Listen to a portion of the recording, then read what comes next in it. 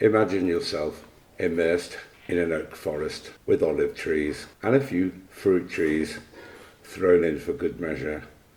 And that is exactly where you are looking at right now. This property is on the edge of a lovely little village within 10 minutes of the market town of Alvaiázere. As you can see the garden quite clearly, as it's all been cleaned quite recently. And as we get closer to the property, you can see it has a paved area. To the left, you can see a giant, ancient olive tree, which could be spectacular with a little bit of skilled pruning or topiary.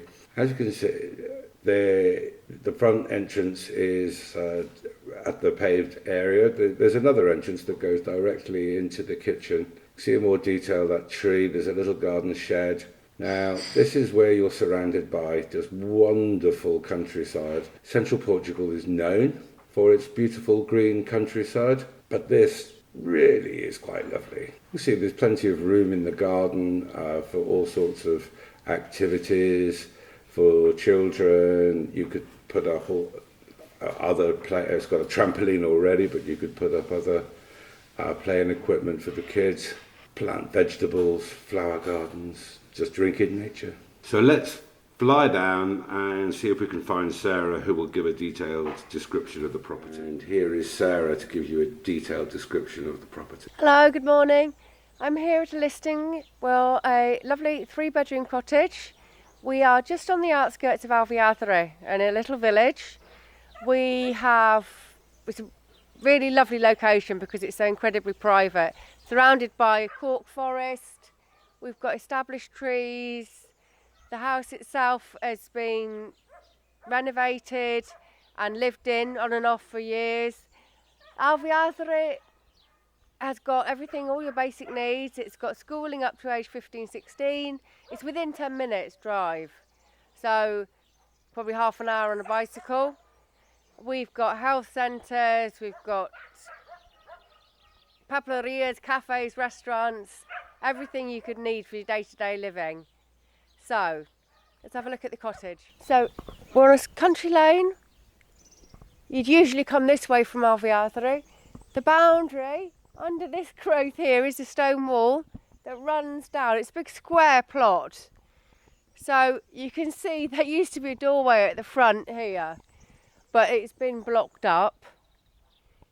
Then we've got the Nespera tree, and something that's really very nice is the huge walnut tree there.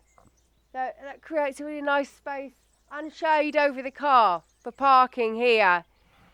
Just to show you how far down the land goes. So coming down the track, you see the driveways there. The garden, the house isn't lived in permanently, but all the trees and plants and roses and things are already there. A little bit of TLC, and this is very beautiful. They've created a stone area here, like a rockery, and a seating deck. This used to be a driveway with a camper van here though. So same thing could happen again if you wanted. And the land comes down to here. And then you can see again, there's a stone wall that goes all the way along. And actually, that cactus is huge. The land's recently been trimmed. I didn't see how big it was before. Oh yes, it's growing extensively. Okay, let's go back through the gates into the garden. Just opposite to where I was stood a second ago, this is your view on the other side of the lane. You can see the beautiful oak trees, just fields, hills in the distance, and as it comes back round up the lane, you can see the full 360 and get a better understanding of your location and surroundings. I'm just showing you this decking area here. Really, the main feature, just thought about here, is this olive tree. It is enormous, and it has 3 huge stems. I mean, this is probably somewhere anywhere between sort of 70 and 100 years old, and probably more. Now I can't quite figure out how to say it. Topiary? But at the moment, in Portugal, people who aren't actually collecting their olives have started creating shapes out of their trees. So for example, with this one with the 3 stems, you put 3 big balls on the top, it would actually look really nice feature. And behind we've got another big Nespera tree. Nespera loquats in English, little orange fruits with 3 big pips in them. The bed's been made here with stones and then just sort of cactus and succulent things that don't die basically. And over here you've got the opportunity to do the same on the left hand side just below this wall. And you can also see the back of a couple of outbuildings. They're just sheds, storage sheds, always good to have. As we come round to the garden here, it's recently been trimmed, which is excellent, and you can see just how flat it is. It's not quite a square, but it's nearly a square, with olives, and we've got a couple of fruits over there, and we've got another walnut here. It's primarily olive trees. Just from the rear of the garden, panning round, you can see the area that's been cut quite clearly. And actually I was wrong about the fruit trees, because there were a number of young fruit trees planted. I think most of them are plum. So here behind me we've got 3 well-established fruit trees with young fruit on them. And then as we go to up to the house, so here we are. There's this paved area outside. Again, the tree could be made far more beautiful, and it would probably benefit from, well, just the pergola, or you could build something in wood out here to create a covered area, sit in the garden in the summer. This entrance, there are 2 entrances. There's a kitchen door down around there, but we're going to go through this one. So this goes into the dining room or lounge. There's kind of 2 lounges. So let's have a look in there. As we go up the steps into the property, you'll see it's a good sized dining area here.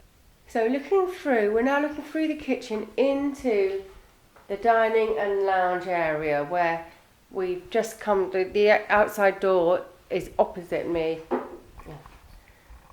This area was built at a later date from the existing property, which is behind me, and you'll see the stone features in a minute. All of these walls have been insulated, and underneath the floor as well. We have radiators throughout the property which run off the wood burning stove in the lounge. And then as you go through into the kitchen, there's just a little step there. Now the kitchen, perfectly good size, plenty of work surface space.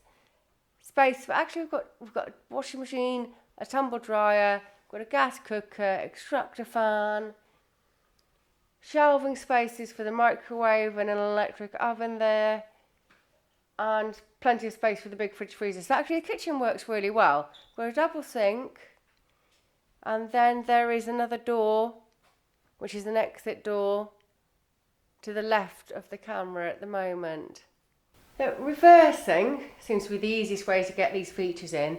You can see this is the door adjoining the original stone property into that dining room lounge and round to the kitchen where we were a second ago. In here we've basically got a second lounge, which is a very nice option to have. Big wood burning stove and nice ceilings, pine ceilings, pale floor, tiled, huge radiators, and again the walls inside here, even inside the stone, were insulated with plasterboard. Now as you come along here, the end room is the bathroom. It's only small, but it's fully functional. Entering the bathroom, it's not a huge bathroom, but it's fully functional. It's got everything you need. We have a bathtub with shower above. We have a wash basin and WC.